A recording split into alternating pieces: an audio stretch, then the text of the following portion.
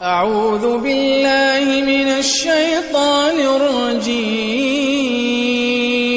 بسم الله الرحمن الرحيم. وما خلقت الجن والإنس إلا ليعبدون ما أريد منهم من رزق وما أريد أن يطعمون إن الله هو الرزاق ذو القوة المتين. پیش خدمت ہے شرح کتاب التوحید لفضیلۃ الشیخ عبداللہ ناصر رحمانی حافظہ اللہ. وله عن إبراهيم كانوا يكرهون التمائم كلها من القرآن وغير القرآن. وَلَهُ یہ ضمیر وکی کی طرف لوٹ رہی ہے. امام وکی رحمہ اللہ نے سعید کے قول کو روایت کیا ہے اور اس قول کو بھی روایت کی ہے. وکی بن جراح یہ بہت بڑے فقیہ تھے اور امام اور محدث تھے. ان کا تعلق کوفہ سے تھا اور امام احمد بن حنبل کے مشائخ میں سے، امام شافعی کے ساتھیوں میں سے، امام شافعی کے اصحاب میں سے. اور فائدے سے خالی نہ ہوگا، امام شافعی کے ایک دو شعر آپ کو سنا دیں. انہوں نے وکی سے ایک بات کا اظہار کیا تھا اور اس کو دو شعروں میں ذکر کیا. شکو خصوصاً طلاب، خاص طور پہ میرے لیے ایک طالب علم کے لیے یہ شعر انتہائی نافع ہیں. شکوت الی وکیع سوء حفظی فارشدنی الی ترک المعاصی واخبرنی بان العلم نور ونور اللہ لا یعطاہ عاصی. میں نے اپنے شیخ وکیع سے اپنے حافظے کی کمزوری کی شکایت کی کہ حافظہ کمزور ہے، تو میرے شیخ نے مجھے نصیحت کی کہ گناہ چھوڑ دو، معصیتیں چھوڑ دو. واخبرنی مجھے خبر دی، رہنمائی کی بان العلم نور کہ کتاب و سنت کا علم اللہ کا نور ہے. ونور اللہ لا یعطاہ عاصی اور اللہ کا نور کسی نافرمان کو حاصل نہیں ہوتا. تو مجھ ایسے طالب علم کے لیے یہ نصیحت مشعل راہ ہے کہ علم کے راستے میں، کتاب و سنت کے راستے میں یقیناً معصیت کو چھوڑنا پڑے گا. ایک دل ہمارے پاس ہے، دو دل نہیں ہے. یہ ایک دل ایک ہی چیز کا مرکز ہو سکتا ہے. یا اس میں اللہ کے نور کو سما دو، علم کو داخل کر دو، اور یا پھر گناہوں سے محبت کو داخل کر دو. دو متضاد چیزیں اس میں جمع نہیں ہو سکتی. اللہ پاک توفیق عطا فرمائے. جی یہاں یہ قول ابراہیم نخعی کا ہے. یہ بھی بڑے تابعی تھے اور صحابہ کے شاگرد تھے. ان کا تعلق بھی کوفہ سے ہے. ابراہیم بن یزید ان کا نام ہے اور کبار فقہاء میں ان کا شمار ہوتا ہے. سن 96 ہجری میں فوت ہوئے. ان کی بھی ایک بات بڑی کارآمد کہ کس طرح سلف صالحین مخلص تھے. رات کو یہ قیام کرتے تھے اور قیام میں رویا کرتے تھے. تہجد میں بہت روتے تھے، بکا رویا کرتے تھے.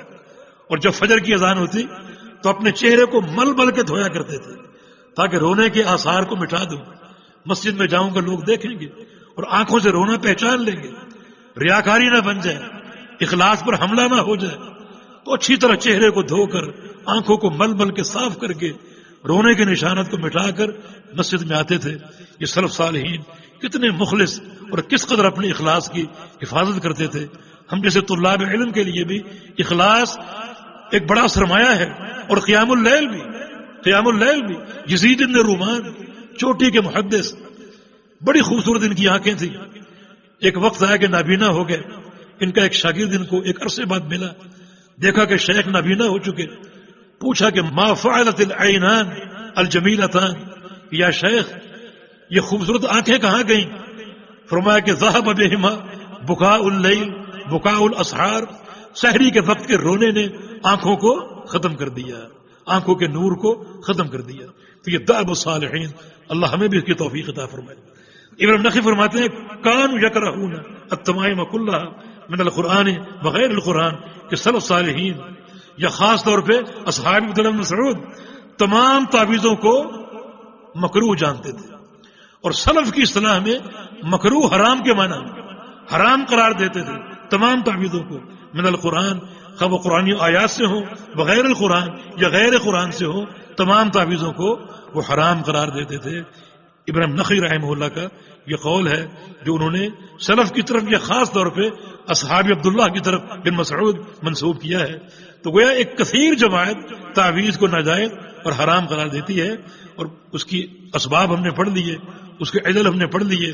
کہ عبداللہ بن عکین کی روایت سے کہ یہ توکل علی غیر اللہ، من تعلق شیئا فقد وکل علیہ، کہ کوئی شخص کوئی بھی چیز اٹھا لے وہ اس کے سپرد کر دیا جاتا ہے، اور یہ توحید کی منافی ہے اور توحید کے تقاضوں کی منافی، جبکہ خالص توحید، توکل علی اللہ، اعتماد علی اللہ، دفع شر میں اور جلب خیر میں ضروری ہے کہ اللہ ہی پر توکل ہو، اسی پر اعتماد ہو.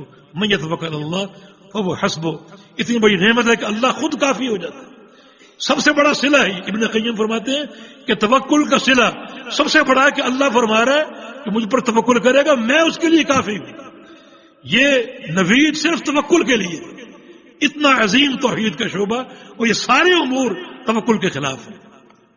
اللہ پاک مجھے اور آپ کو توحید کی اصلاح کی اور توحید کے صحیح فہم کی توفیق عطا فرما دے. ہمارے قلوب کو خالص توحید سے معطر اور منور فرما دے. ہمارے اعمال کو اللہ تعالی توحید کے رنگ سے منور فرما دے، اور ہم کو اپنے پیارے پیغمبر کی محبت اور آپ کی سنت کی اتباع کی توفیق عطا فرما دے. اقول قولی هذا واستغفر الله لي ولكم واخر دعوانا ان الحمد لله رب العالمين.